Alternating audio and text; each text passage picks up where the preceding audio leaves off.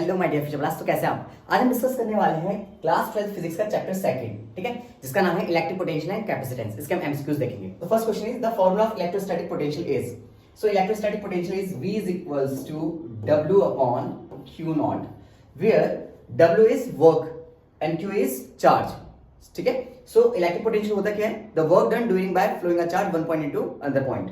So the right formula is W upon Q. So the first formula is electric potential V is equals to work done into charge is the wrong formula. Second is electric potential is equals to work done upon charge is the correct answer. This is the right answer. Okay.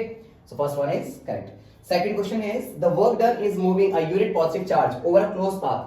Suppose बच्चों हमारे पास एक close path है, suppose ये close path है, इसमें कोई charge अगर हमारा रोटेट कर रहा है, सर्कुलर रोटेट कर रहा है, तो डिस्प्लेसमेंट क्या हो जाएगा? जीरो, क्योंकि डिस्प्लेसमेंट जीरो हो जाएगा तो टोटल वर्क डन भी क्या हो जाएगा बच्चों? में आपका जीरो, ठीक है। The correct answer is zero. Next question is dielectrics are, dielectric क्या होते हैं?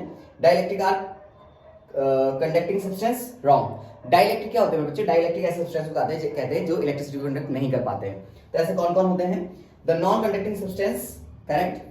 नॉन कंडक्टिंग सब्सटेंस को हम क्या बोलते हैं बेटा? डाइलेक्ट्रिक कहते हैं। फॉर एग्जांपल आपका इसमें रबर आ जाएगा, ठीक है, कौन आ जाएगा इसमें? रबर। इसमें आपका प्लास्टिक आ जाएगा, प्लास्टिक, ठीक है। इसमें आपका वुड आ जाएगा, एयर आ जाएगी। ये सब कौन सा होता है? हमारे नॉन कंडक्टिंग सब्सटेंस होते हैं।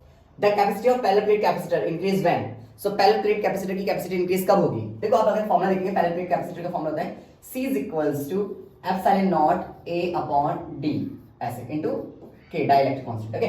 सो अगर हम इस फॉर्मूले को ध्यान से देखें, पैरेलल प्लेट कैपेसिटर का डेरिवेशंस आपने किए होंगे, वो कुछ ऐसा होता है जैसे मान लो ये एक पैरेलल प्लेट हमारे पास है ऐसे, फिर ये दूसरी पैरेलल प्लेट है ऐसे, ठीक है, और ये यहाँ से कनेक्टेड है, पॉजिटिव पॉजिटिव पॉजिटिव है वाली प्लेट पूरी, ठीक है, और एल प्लेट क्या बच्चा हमारी नेगेटिवली चार्ज है। तो इसके लिए जो डेरिवेशन हम निकालते हैं वो कुछ ऐसा आता है। अब देखो सी का रिलेशन है क्या एरिया के साथ? डायरेक्ट रिलेशन है, मतलब अगर एरिया इंक्रीज होगा तो कैपेसिटेंस भी इंक्रीज होगा। तो क्वेश्चन ये पूछा था capacity of parallel plate capacitor increase when, क्या इंक्रीज करेंगे कि कैपेसिटी भी इंक्रीज होगी। तो किस किस के इंक्रीज करने से हो सकती है? के इंक्रीज करने से होगी, ए के इंक्रीज करने से होगी, ठीक है, और डी के इंक्रीज करने से डिक्रीज होगी, क्योंकि इनवर्सली रिलेटेड है ना कैपेसिटेंस के। तो चलो बच्चे चेक करते हैं। एरिया ऑफ प्लेट डिक्रीज, अगर आप एरिया ऑफ प्लेट को डिक्रीज करते हो, अगर एरिया ऑफ प्लेट आप कम कर दोगे तो कैपेसिटेंस भी क्या हो जाएगा बच्चे? कम हो जाएगा, क्योंकि डायरेक्टली प्रोपोर्शनल है ना। तो पहला वाला तो आंसर नहीं हो सकता, हमें इंक्रीज करना है, बढ़ाना है। तो area of plate is increase, बिल्कुल करेक्ट। करेक्ट आंसर क्या होगा कि अगर हम एरिया इंक्रीज करते हैं, अगर हम इस प्लेट में एरिया को इंक्रीज करें तो कैपेसिटेंस भी क्या हो जाएगा बच्चे? उसका इंक्रीज हो जाएगा। आई होप यू अंडरस्टैंड, बहुत इजी था। This statement is true. कौन सा स्टेटमेंट इसमें आपको सही लग रहा है?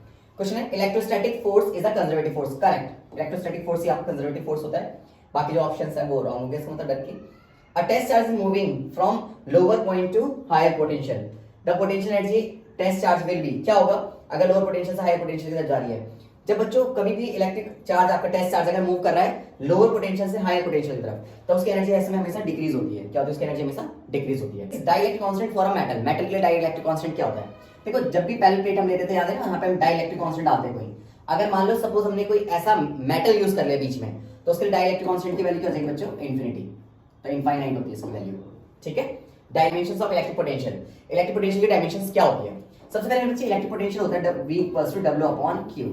So we know that the dimensions of work is MLT inverse 2, MLT inverse 2 upon charge ले तो current I equals to Q upon T ऐसा होता है बच्चों। So Q equals to क्या हो जाएगा आपका? I into T। So यहाँ पे हमने क्या लिख दिया बच्चे इसकी जगह में I into T ऐसा हो गया, ठीक है।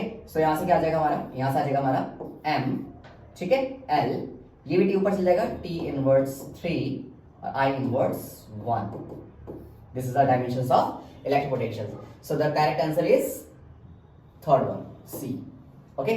I hope you understand. तो ये हमारे पास क्या होता है बच्चों? 1 इलेक्ट्रॉन वोल्ट की वैल्यू होती है।